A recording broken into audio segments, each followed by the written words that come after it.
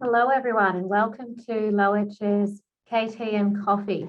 Before we go any further, I'd just like to acknowledge the traditional custodians of the lands we're all meeting on today. I know we have a large number of people with us both as presenters but also as people who are just watching this and viewing this. So I want to acknowledge that I personally am on Darrell country of the Wuthathi people here in Wollongong. I'd like to extend my respects to the elders past and present, those who've actually cared for this country for millennia and for those that continue to care for this country. And I'd like to acknowledge Aboriginal and Torres Strait Islander elders who are with us today, Aboriginal people who are with us online, and thank everyone else for coming. So we are here for the coffee, the KT and Coffee webinar, which I have to say I'm really excited to be a part of. Knowledge translation is an extremely important part of the work we do, and I think it's something that Aboriginal and Torres Strait Islander people and other Indigenous people do really organically. We have a fabulous set of panellists with us today that are going to talk you through their experiences of knowledge translation. So this forms a part of a knowledge translation for Lowitja Institute, and it's based on their funded research projects and publications. This way we can actually have a collaborative discussion on the research projects and outcomes, which I think is a really important part because we do a lot of research and Lowitja funds a lot of research. We need to make sure that more hear about it. And that way we can actually all learn from each other, which I think is particularly important. And it's fantastic that Lowitja can give Aboriginal and Torres Strait Islander people and other Indigenous people a platform to share their research like this. So let me introduce you to the speakers. So you may already know who these mob are, but first we've got Adjunct Professor Mick Adams. Now, I've known Uncle Mick for quite some time. We haven't seen each other for quite a while. Uncle Mick is a Yadhiagana, Wuthathi and Gurindji man, and he has had an extensive amount of work. If you have a look at his bio online, you will see how much work he's done. For me, the work that stands out the most is the work that he's done with men in particular, because this is a space that often does get overlooked. There's a lot of focus on child maternal health, but the work that Uncle Mick has done with men is particularly important, I think. And I would encourage you to have a look at his bio. It is fantastic. We also have Dr. Mark Wenitong. He's a Kabi man and South Sea Islander. Again, Uncle Mark probably doesn't need an introduction, but he's done a lot of work with the Puna Pima. He's probably had a hand in almost anything and everything that's Aboriginal and Torres Strait Islander health for a very long time. He also has a fantastic sense of humour and probably should have his own comedy show. Again, he was a founder and past president of the Australian Indigenous Doctors Association. And to be honest with you, I think he sits on probably every important committee around the country, including serving on the IAPSIS board. We also have Dr. Raglan Maddox. I met Raglan through tobacco control, but that's not the only work that Raglan has done. So he is a Modewa clan member from Papua New Guinea, and we're really lucky to have him working in our space. And in particular, he's worked with communities generating primary data and returning data to communities so they could actually better understand their health and well-being. So I think that's a really important piece of work that Raglan's done outside of tobacco control as well. And we'll hear more from each of these three wonderful people when we're actually kick off the session. But before we do that, Associate Professor Meg Williams is going to be just giving us a bit of a rundown on the publication. So she is a board member of Croakey Health Media and someone who I've worked with in the past on Croakey related projects. So Croakey is the one that's published the now ebook, which the articles sit under, that Lowitja has kindly funded us to do. And when I say us, I'm a member of Croakey Health Media, so I'm really excited to be your MC today. So Meg is a Wiradjuri woman and has done a lot of work in particular around justice health. She has been a strong advocate in that space, but clearly that's not the only work that she does. And we'll hear a little bit more about what she's doing. And more recently, she's been advocating for Justice COVID, which is looking at people who are incarcerated and making sure that they are taken care of during the COVID pandemic, which I think is something that is sorely needed. So Meg, I might actually just get you to unmute, and while you're doing that, I'm going to actually just introduce myself, which I forgot to do because I was so excited by our panelists. I'm Summer Finlay. I'm a Yorta woman, and I'm an academic at the University of Wollongong, and I'm really pleased to be here today. So Meg, can you tell us a little bit more about the work that you're doing and the Croakey publications? Yes, sure. Well, thank you firstly to Croakey's Editor-in-Chief, Dr. Melissa Sweet, who's been working on decolonising journalism, and that's a great meeting point for us in Indigenous health research. So it's my first role as an editor in a journalism context because I'm actually a trained and experienced health researcher. But this series provides several examples of Indigenous knowledge translation in practice and how it's broader than research translation because it draws on Indigenous people's knowledges before researchers set questions. So you'll see in the ePublication how local knowledges and protocols and connections to country are used and how we connect research evidence to policy and practice, and also how we develop theory that informs mainstream Euro-Western research translation. And you'll hear about some positive impacts on the health and wellbeing of Indigenous peoples. So yeah, thank you also to Dr. Janine Mohammed for my involvement in this and supporting my own work as extending myself as a researcher into communications. And yeah, thank you, Janine. And can we just go back to Janine? My apologies. Dr. Janine Mohammed is the CEO of the Wiradjuri Institute, and she was going to introduce this session as well to you. Janine is someone who I have to say is an absolute firecracker and someone who I've admired for a very, very long time. She's been working for the last 20 years in nursing management and project management. And to be honest with you, one of the things that I admire about the work that Janine's done is the ongoing, I would say, almost crusade around cultural safety, which I think is a key component of any work that we do. So Janine, I just want to hand over to you to introduce the session as well. Thank you very much. Thank you, Summer. Good morning, everyone. And yes, that is my passion, cultural safety. So I'm sure some of you have met me before through that topic. And a big also welcome also to Uncle Mick, Raglan, Mark and Meg, all of whom are really long-term friends and contributors to the Wiradjuri Institute. I won't take up too much of your time today because we really want to get cracking with the panel, but I just really needed to say thank you so much for the benefit of your expertise here today. I'd also like to begin by acknowledging the people in the country from where everyone's joining us today. I also want to acknowledge elders past, elders online with us today, present, and of course our future emerging generations for whom this work is so important. I am a proud Yadhiagana woman from South Australia, working and living on the lands of the Wiradjuri and Bunurong peoples. Hashtag COVID lockdown 6. And I'm also very, very proud to be the CEO of the Wiradjuri Institute, which last year fulfilled its long-held dream to become Australia's community-controlled National Institute for Aboriginal and Torres Strait Islander Health Research. And I'm very glad and excited to welcome you all here today to Wiradjuri's second KT and Coffee webinar for 2021.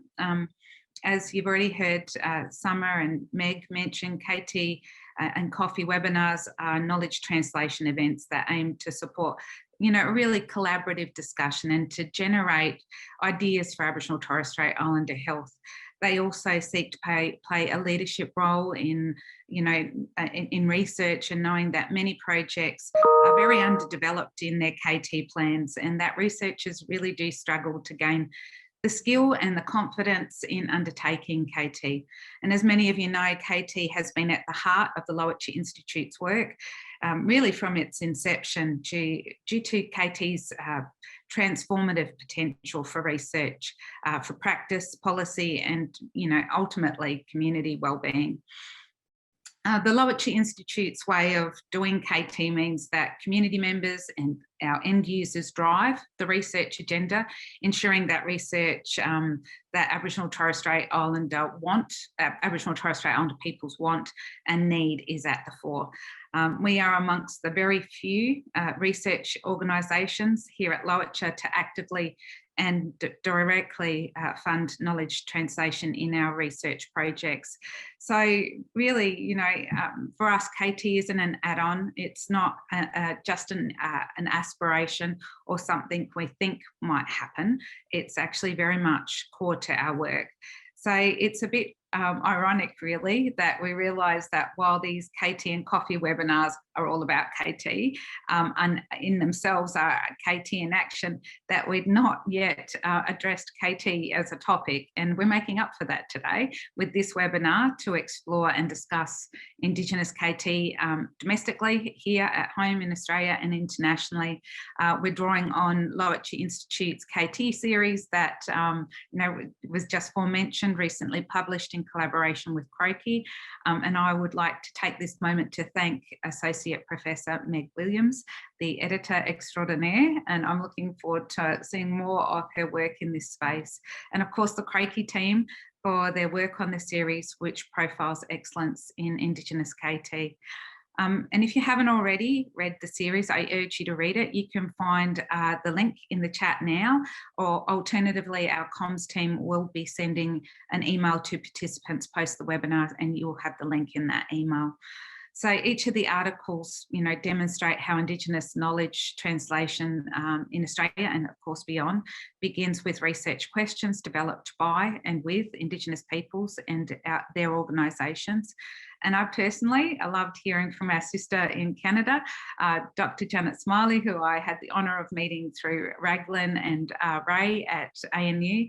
She shared the cultural practice of feasting and yarning, or eating and KTing, and no real decision is made in my home without tucker and talk. So I really, found that parallel quite beautiful. And as we do talk to our brothers and sisters internationally, there is always that, that connectivity, that weaving of our cultures and that commonality, which, this KT series really does highlight. And the series in this webinar acknowledges that Aboriginal and Torres Strait Islander peoples are the experts in knowledge translation. And the series also acknowledges that research, evaluation, communication have been a part of our culture for countless generations. And it really is intrinsic to our survival and, of course, our flourishing. But while this is all about KT by Indigenous peoples, it's not just KT for Indigenous peoples. It's relevant to lots of cultures and communities. And we believe it can be, like many Indigenous ways of knowing, being and doing, can be immensely beneficial to the rest of society. So we welcome one and all here today. We've had over 500 registrations for the event, so that's an awesome response. And 65% of you or thereabouts identify as non-Indigenous, and the rest are mob. So thank you for joining us today. And to make most of the conversation today, I just want to leave you and suggest a couple of things as you listen today. Try and think of what you can take forward in KT, what skills you might need to develop, or identify 2 new things that you need to develop and could try. And finally, can I give my big thanks to Summer for being our MC moderator. We are so grateful for her expertise and constant support. I also want to acknowledge some people who can't be with us today, and that's Felicia and Kumla and the team at JCU for their contribution to Lowitja and our development in KT over many, many years. We've journeyed together, and we're very grateful for that partnership. Thank you all for your interest in joining us here at our KT and Coffee. I hope you have a cuppa in front of you, as I do, as we welcome the formal opening of this important discussion. I just want to leave you with Lowitja's definition of KT, and of course nothing is ever stagnant in knowledge production, but for us at the moment, knowledge translation is the complex series of interactions between knowledge holders, knowledge producers, and knowledge users, with the goal of research impact, which is the positive and sustainable long-term benefit for Aboriginal and Torres Strait Islander peoples, most importantly, beyond the realms of academia. Thank you, everyone, and over to you, Summer. Thank you for that wonderful introduction. And Lowitja is an amazing organisation, so I'm always grateful to be able to participate and hopefully can continue to participate. So, Meg, can we just have a little chat about the work that you're doing currently around knowledge translation? Because I know that part of the reason why you were doing this particular series is not just because you work with Croakey, but because of your passion around knowledge translation.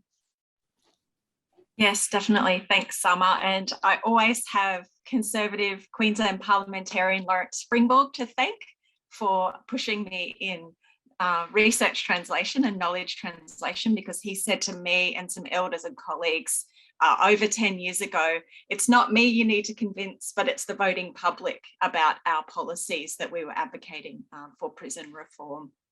And so I've taken that seriously and really pushed my own skills development and networks and partnerships beyond being a researcher, even though I'm trained in qual and quant and mixed methods. And it's not for everyone to push themselves outside data collection, but it's, and one key tip is to have partnerships if you, are a bit shy, like I say used to be. One of my Justice Health projects now involves not collecting any new data, but we're translating findings of 8 existing research projects for what they mean for the Justice Health workforce and workforce capability framework. So the focus of our research translation there is on the non-Indigenous, predominantly workforce.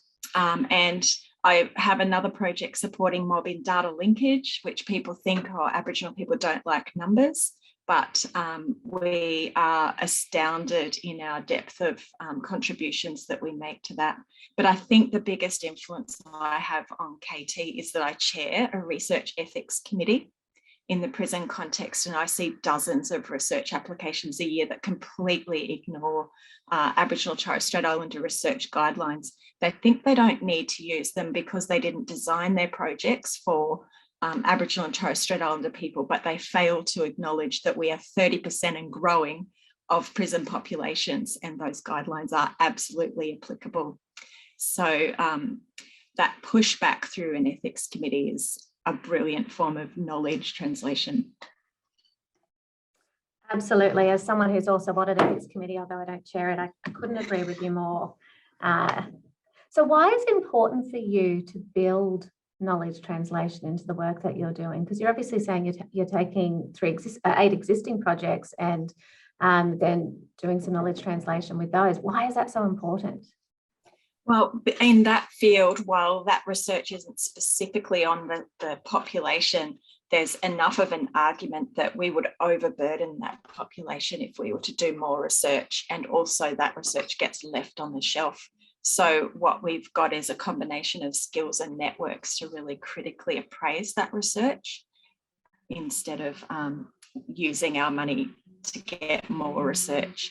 And also my other question that comes up is all the time is how to get other researchers to respect Indigenous knowledges, including in knowledge translation. In my circles, there's a lot of concern that we weaken our role as researchers if we don't only focus on research and if we do work broader.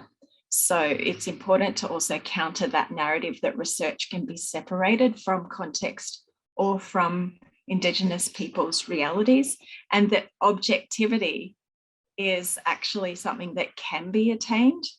So I think the spotlight should come back onto learning skills in critical self-reflection. And I think that it's actually an enrichment to Indigenous knowledge translation that we wear multiple hats and that we have multiple perspectives in relation to a topic.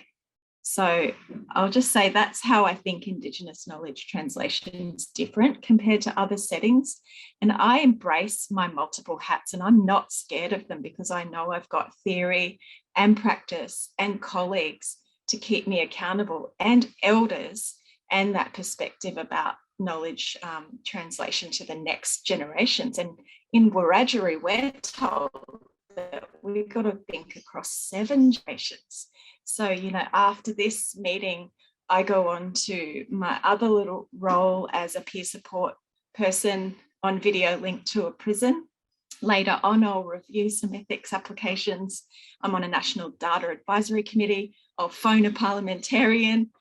It's enriching rather than detracting in the name of objectivity. Couldn't agree with you more. I roll my eyes every time someone bangs on about objectivity being the epitome of research skills, where I think you're right, as Aboriginal and Torres Strait Islander people, we are Indigenous people more broadly, we bring so much wealth of knowledge to the research because of those multiple hats. Thank you for sharing that with us, Meg. It was fantastic to hear your perspective. Uncle Mick, can you tell us a little bit about the work that you do? I mean, I know that one of your pieces of work is featured in the Croakey series, but you obviously do so much work in this particular space. Yeah, hello, Summer. Yeah, I had the privilege of working with the likes of Mark Wenitong and Professor Leonard Collard and non-Aboriginal researchers like James Smith over the period of time. I mean, there's a lot more people that I could mention, but they're the first ones that I've come in line with, and we just recently done some work. As Janine said earlier, the knowledge translation has been within Aboriginal culture, and I suppose other Indigenous cultures for many, many years and centuries. And what I do with my research is try to continue that learning and that knowledge translation through the research, making sure that not only Aboriginal people, but other peoples around the place, around the world even, to understand where we're coming from and how we share our knowledge and our culture. I looked at different ways of trying to do it, and through articles you could do a lot of work through chapters, but on the last couple of projects I've did with one with James Smith is looking at health literature, by working with young fellows with like phototype thing. They look at themselves, they look at other people and take photos of that. With Len Collard, we looked at photo voicing or using cameras to work with people, but we just put the camera in front of the people and they talk to what it, and we just take the best parts out of it and write it. One of the things, because and the work that we've done is to look at why we do the research. The other video was to look at the cultural learnings, and they're both on YouTube through Lawicha. And I think the more we get it out there and share our knowledge, the better it's going to be over time. And I think even I try to take on a lot of areas of supervising students, but also being a mentor, both to students and other people who want to learn about other things. And I'll put myself out there because I think the knowledge that I've gained would be benefit to other people to pick up as well. So I think the research is one step. The other is the other thing of in self-contacting and being open with other people is the other step. With evaluating young males, we made the 2 videos, like I said, but we did a report, and I didn't want the report to just sit there and no one reads it. I think the videos will tell people, gives them more scope to understand what we're doing and what we've done. Thanks, Uncle Mick. So with all of the work that you've done, you've obviously embedded aspects of knowledge translation into that. Can you share with us why that's really important for you and for communities? Well, I think knowledge is very important to people, and if you don't share knowledge, no one really benefits from it. So for me, I think it's just like bringing someone along with you for the ride, and I think because our ancestors and our cultural leaders have shared the knowledge and transform it into really good things through dances, through art, and all that, we pick up that sentiment, and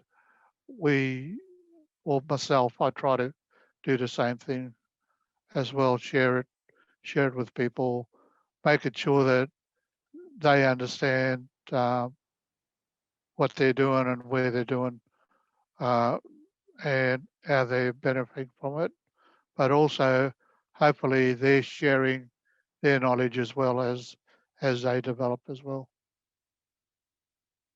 Fantastic. Thank you so much for sharing with us. And now we're going to hear from Dr. Mark Wenitong. Dr. Mark, love to hear a little bit more about some of the work that you're doing in, well, a variety of spaces around knowledge translation. Yeah, look, hey, I'll just start off very briefly by telling you a quick story, and it's from a conference I was at in Canada. Mick was probably there as well, but an Canadian Aboriginal elder who happened to be a professor of medicine as well, was given a dinner talk, and he said, the interesting thing for him is, as an academic, if he publishes something and a couple of other people believe it becomes truth.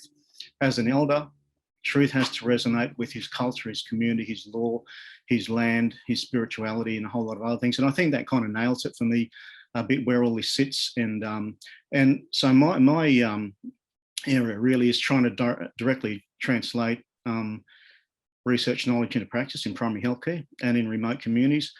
So it's a pretty big gig, but it's all doable. And that's the thing I want to get across, I guess, is that if you do this the right way, and that's what I think this Indigenous knowledge translation is about, it's getting the right issues first from community, not from a literature review that said there's so many gaps that you can't find anything about anyway, but we still take it as truth. So getting that right, getting the right questions from community, once again, doing it the right way with the right process, getting truth and not just evidence. And I think they can be quite different things.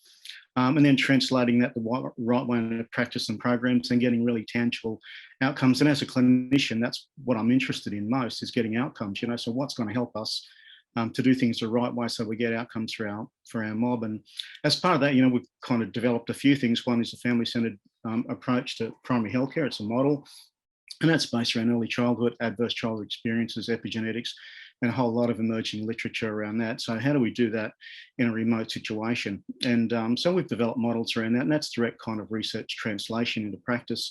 The other things is, examples like the MK study, that the fact that being on country can be therapeutic, basically, with a dose response, pretty much.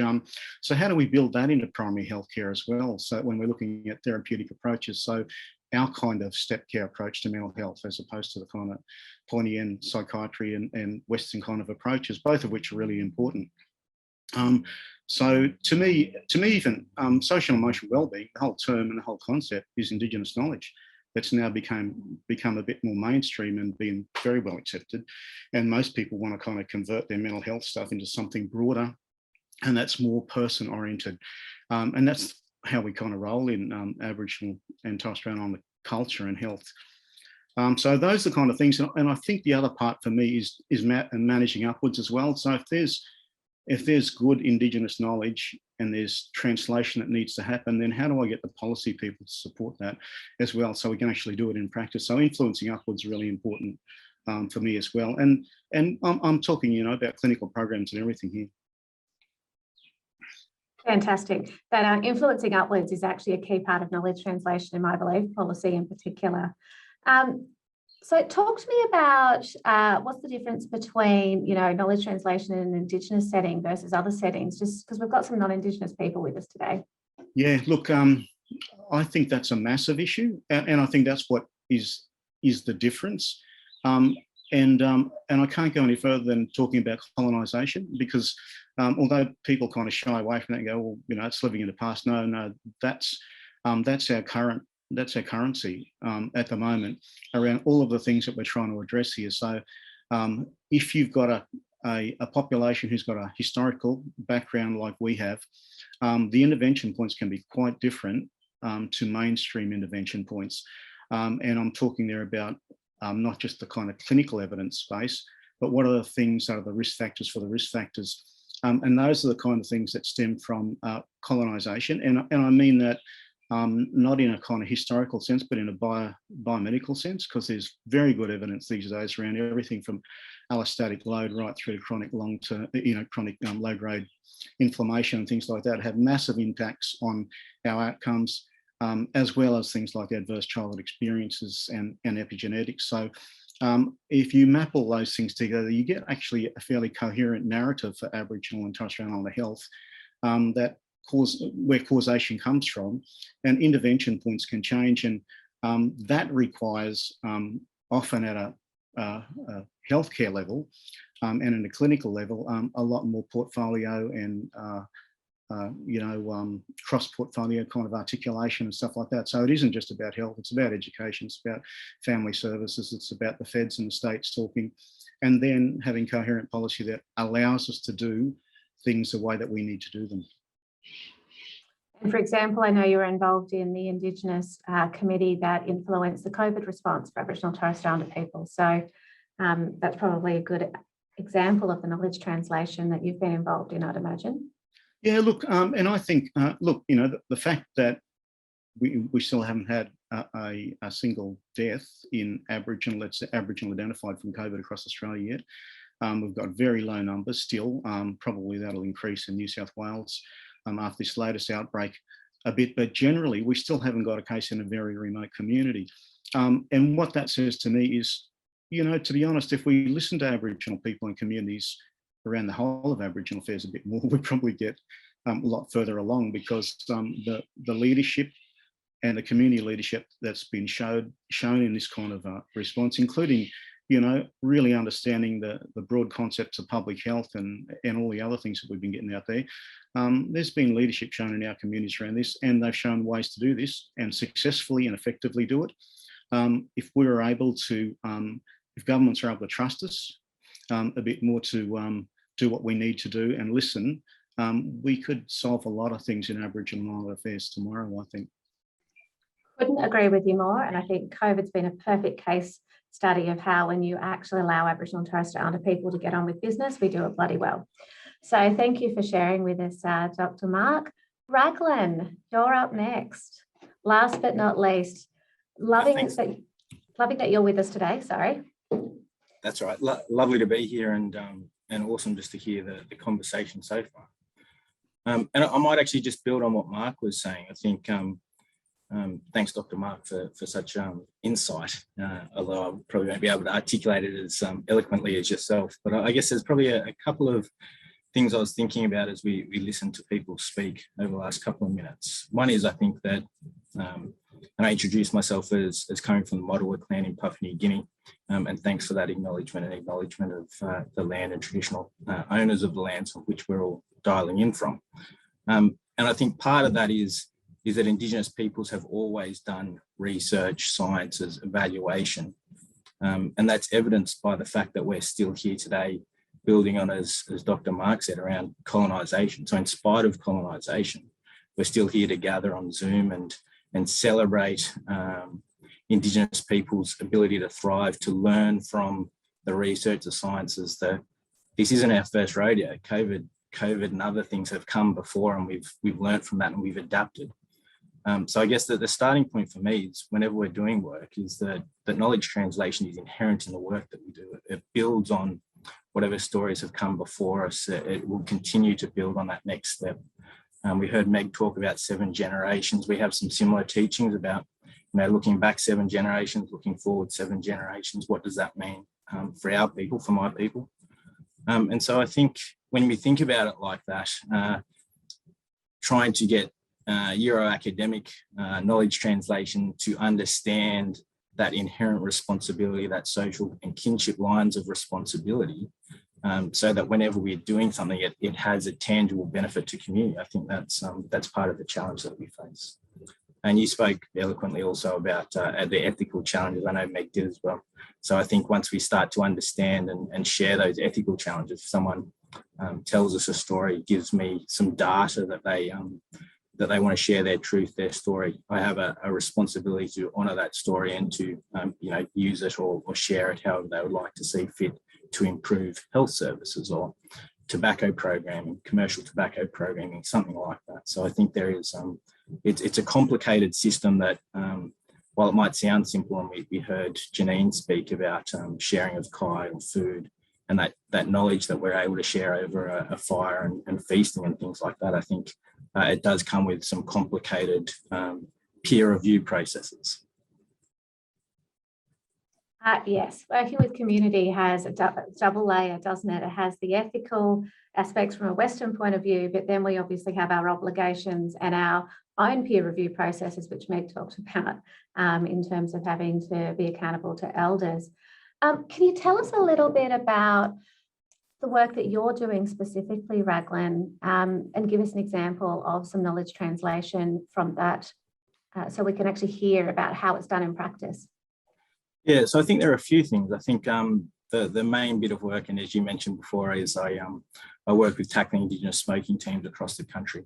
One of the things that we noticed, and Uncle Mick also happens to sit on Wuthathi, which is an Aboriginal and Torres Strait Islander advisory group that sort of guides and advises our research program more broadly, including Mike Hawaii, but also happens to advise me and the work that we do. So when we sought their advice, they sort of told us if we're going to evaluate a public health promotion program around tackling Indigenous smoking, we can't just look at smoking prevalence. We need to look at a whole raft of impacts that support someone to be smoke-free or prevent uptake among youth and young people. And so I guess they give us our marching orders, and then we go away and we do this academic thing, and we come back and for us, and this is where the engagement happens all along the way. So we develop a survey, or we pilot a tool, or we develop some analysis, and we come back to community. Say, I think you asked us to look at smoke-free homes as well as behaviours and attitudes and prevalence. And they say, yeah, you heard us correctly, or you didn't hear us correctly. We want you to do this. And then we go and we do some work, and we come back and we return that homework all along the way to hopefully having, and we see exciting trends in declines, 10% sort of smoking declines in Aboriginal tobacco use over the last 15 years, in spite of the introduction of tobacco through colonisation and the commercialisation and industrialisation of tobacco, payment of rations in tobacco up until 68. So I think that context is really important. And then for me, we look at all these impacts, and I'm going to look at the evaluations that have come before us and that we're able to build on.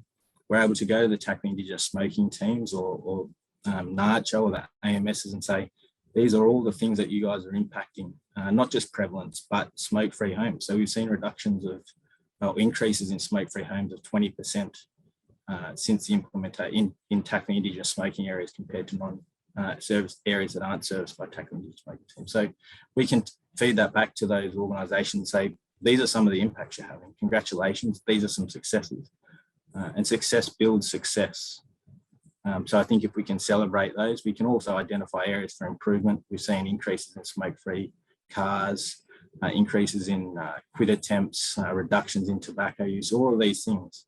And while our final report won't come out till next year, and a preliminary draft this year, we're still able to feed that information back, because Aboriginal and Torres Strait Islander people have done surveys like the health survey or the social survey, or been engaged with the health and hospital system. So we're able to return that data back to those communities so that hopefully they can use it in a way that's useful for them.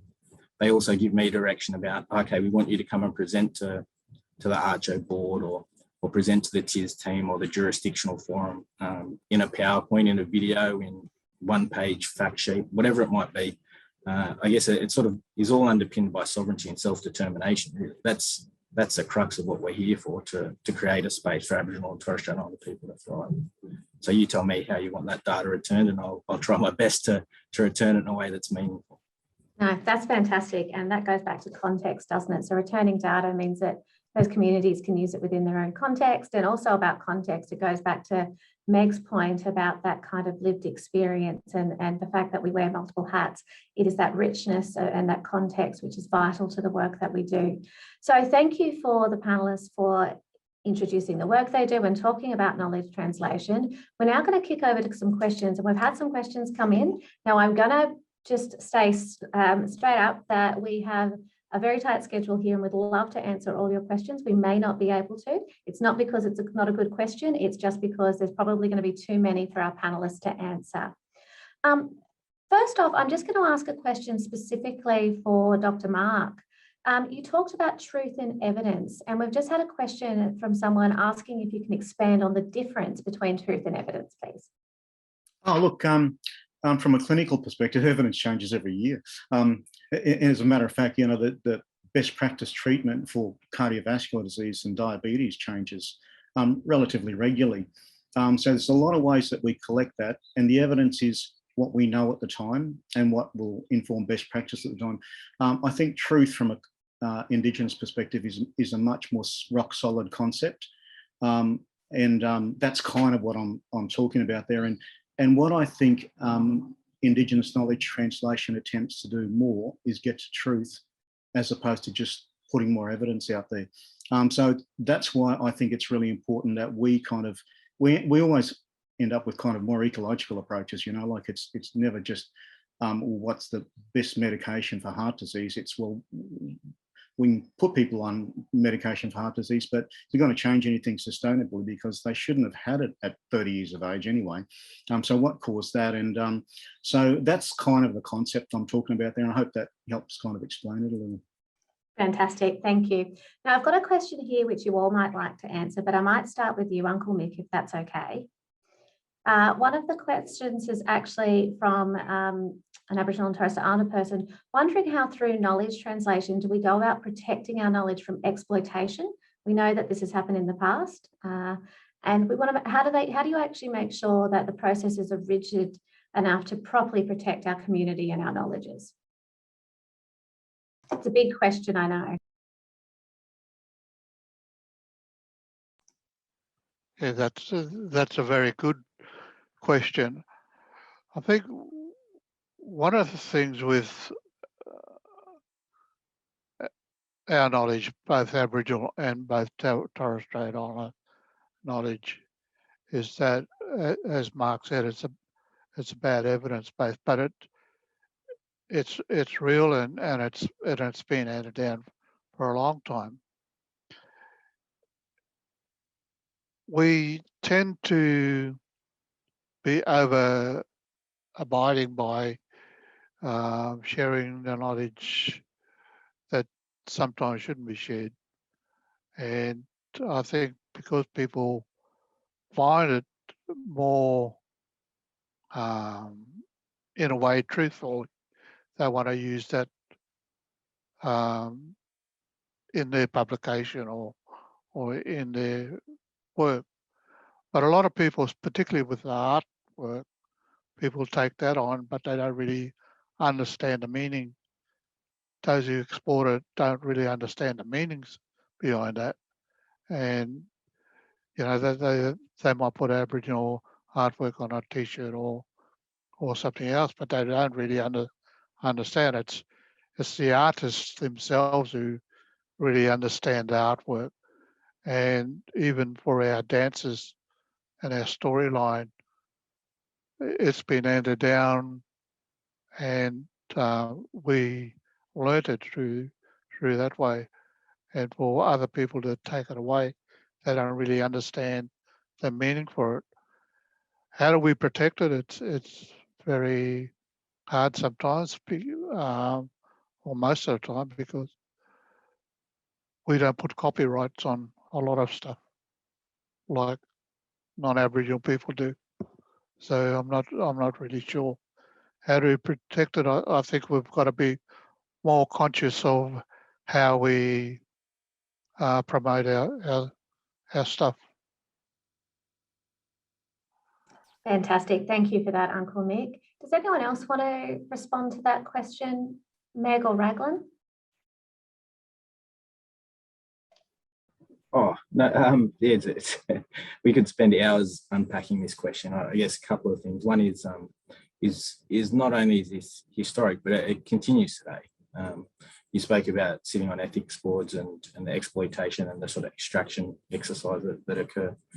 But I guess when I spoke about, explaining who I am, where I come from, one of the challenges I have is, and we all have, is this dual, what's perceived as a dual role. So, if I don't do ethical research, if I don't do research in a good way with communities, so the simple fact is I won't be going back to that community. Like I won't be allowed back. People won't vote. People vote with their feet. And if I'm not able to do work in a nice, meaningful way, the black fella grapevine works really quickly. So I'll know about it. And I guess for me, part of it is also around the governance arrangements. So we know there's data sovereignty movements, and I spoke about sovereignty and self-determination before.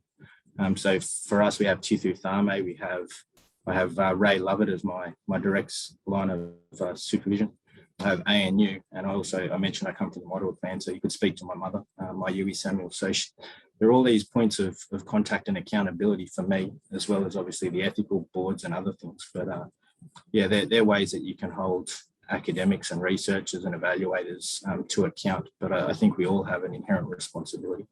The other thing, I saw a question there around spirit, I guess, and I won't dive into that too much, but it is, I think there is a spirit in the research or intent in that research that you're doing. And if sometimes your gut feel is quite strong, we have a gut feel on a research or the intent of the research. And so I think sometimes we have to acknowledge that there is a power imbalance. We spoke about colonisation. Researchers and academic institutions come with different balances of power.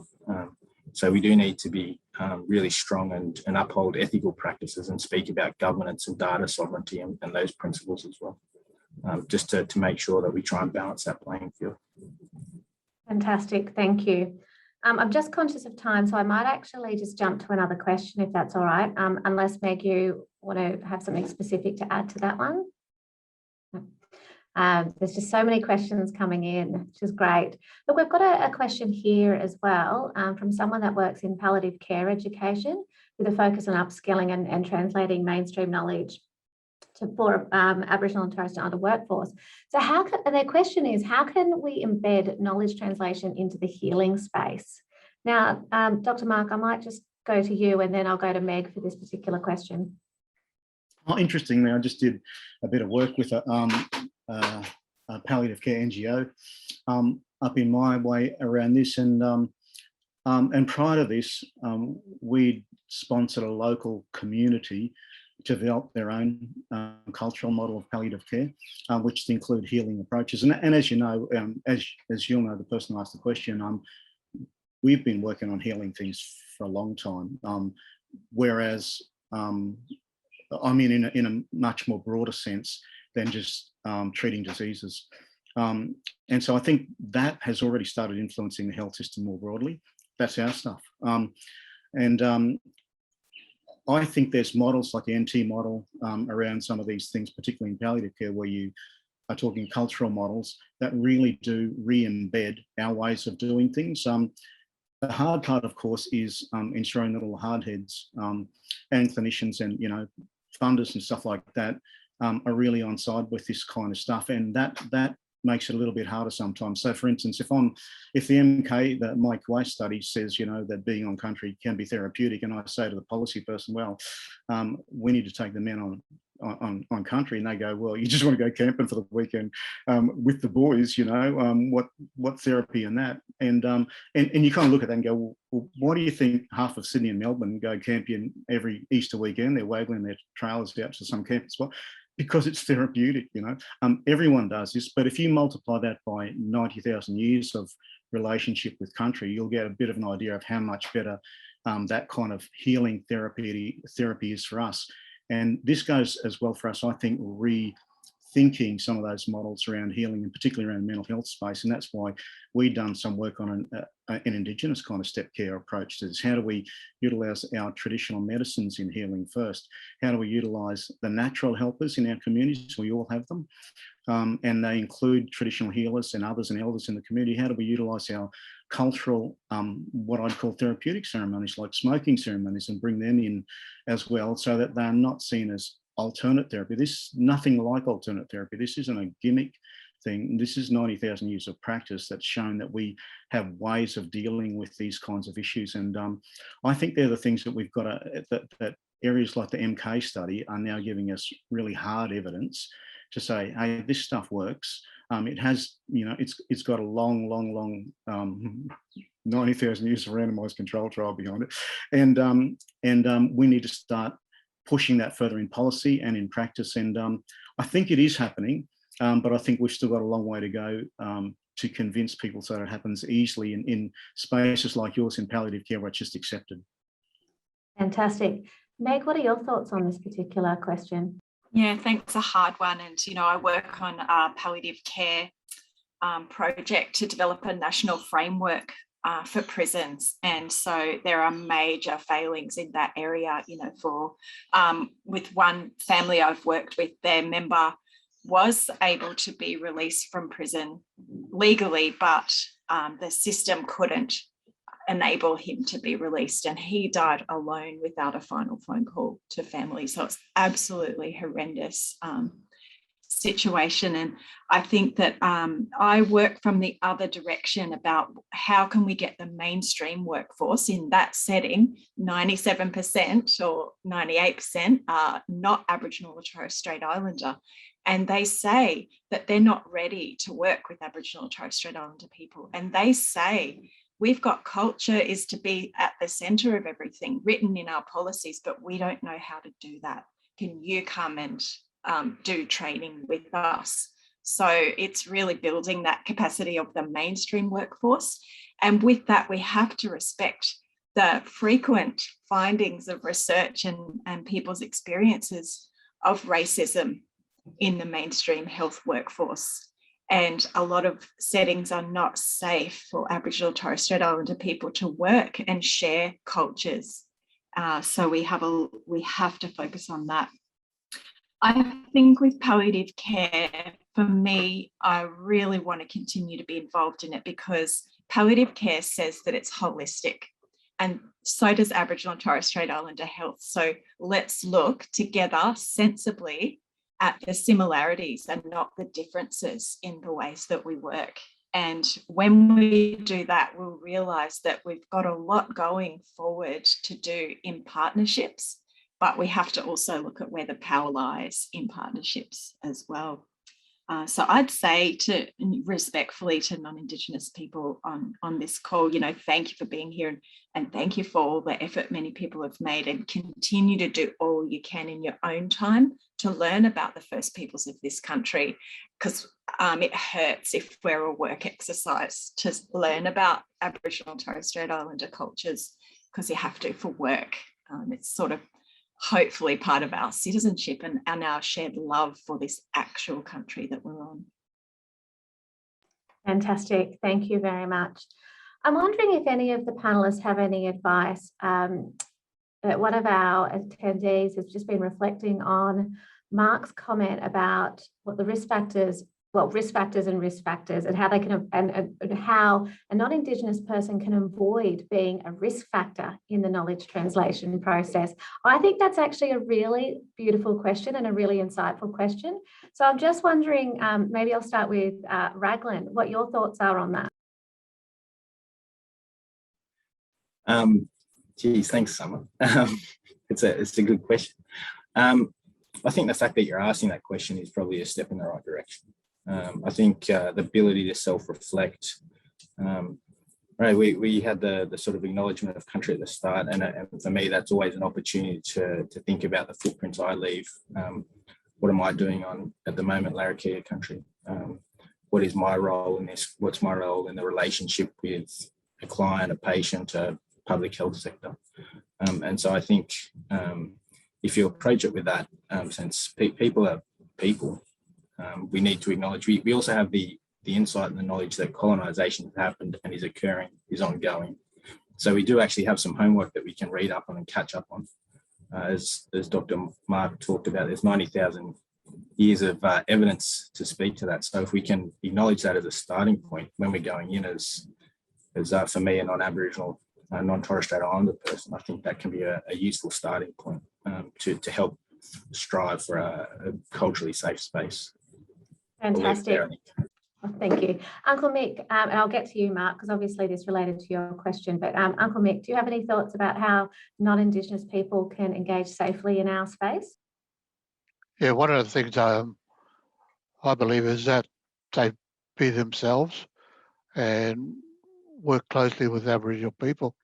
I think a lot of times non-Indigenous people come into our space, they look at the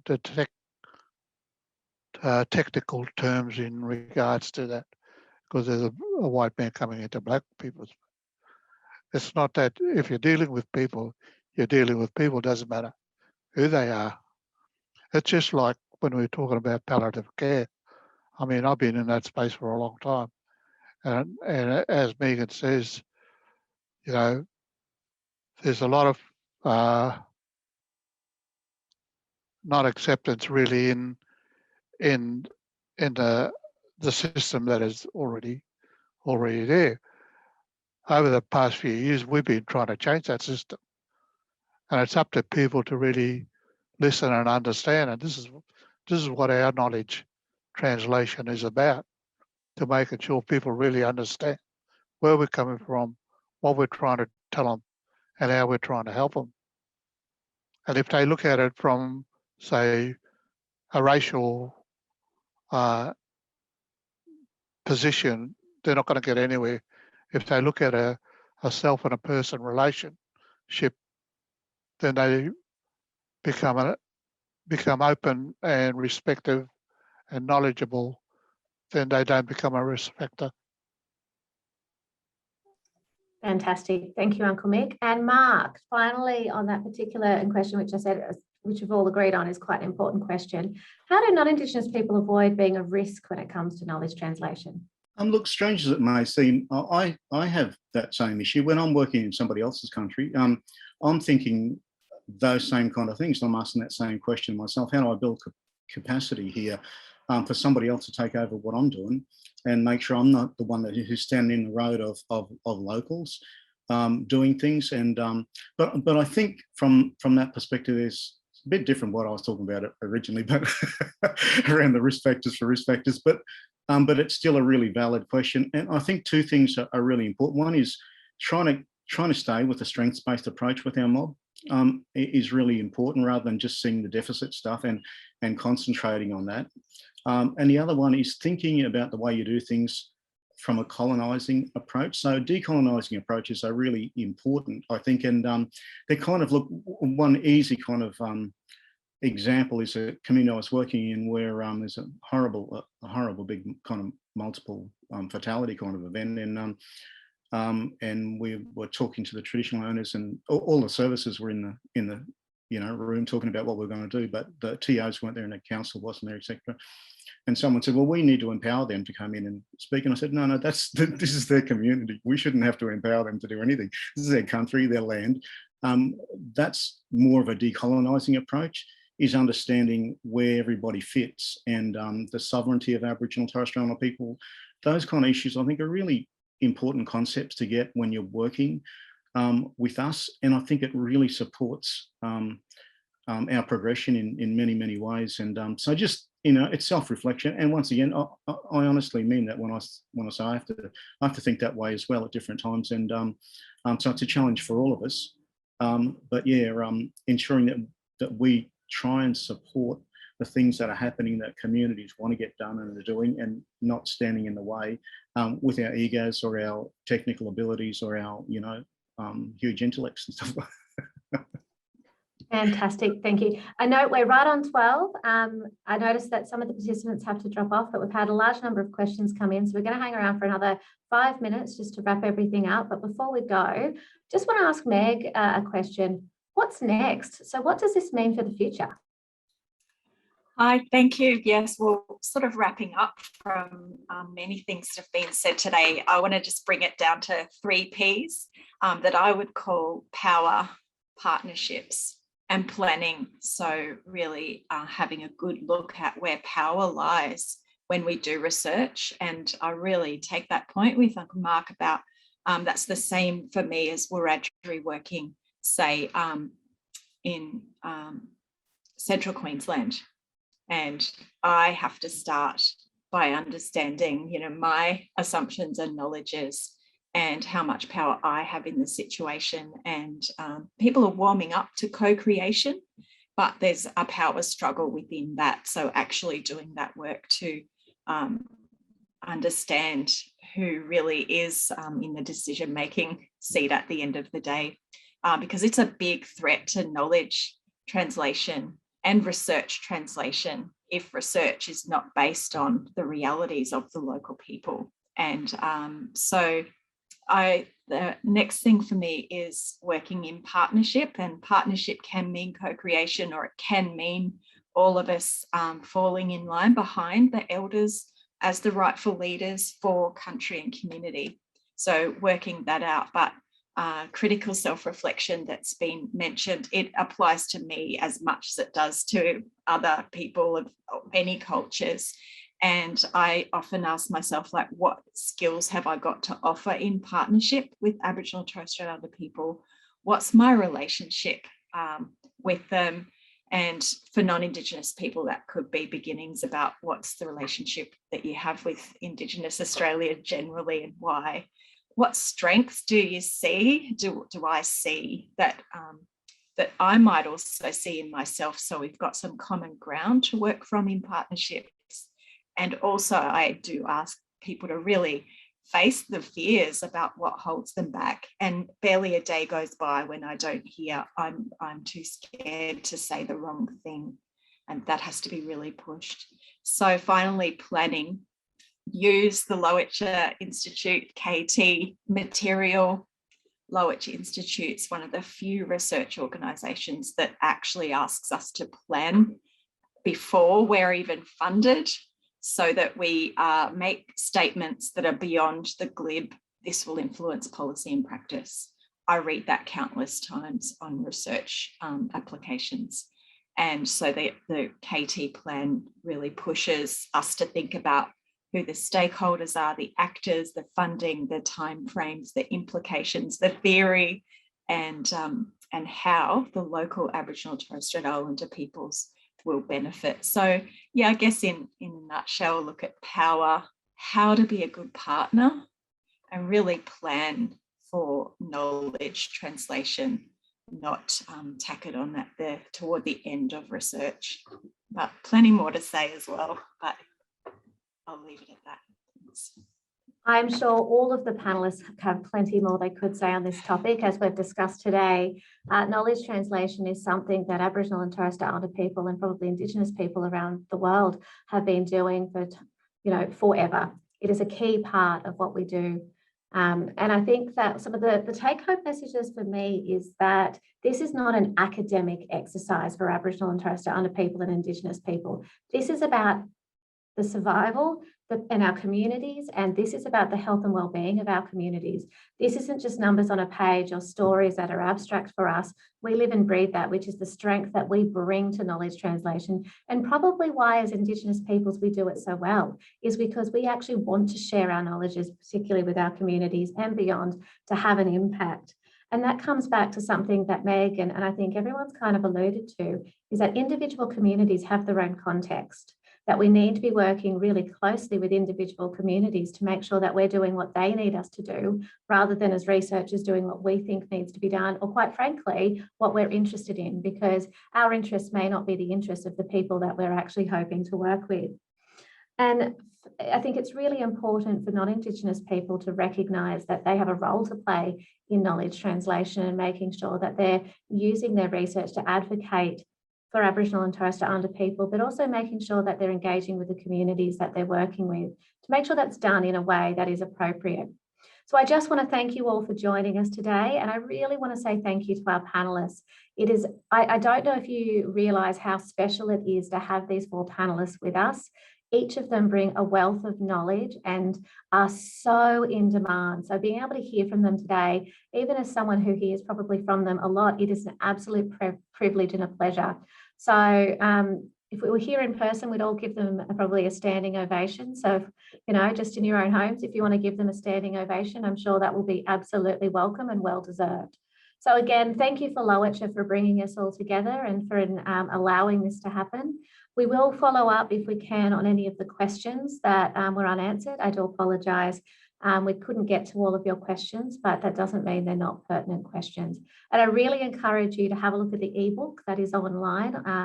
It'll be shared through Croakey, but also through Lowitja. And make sure you do read each individual article, because they really do go to the depth and breadth of the knowledge translation that Lowitja is funding, and also some of the work we're doing in communities. So again, thank you very much. And I would like to hope that this has really brightened your day. It certainly has brightened mine. See you, everyone. Don't forget to follow us on Facebook and Twitter and use the hashtag #LowitjaKT.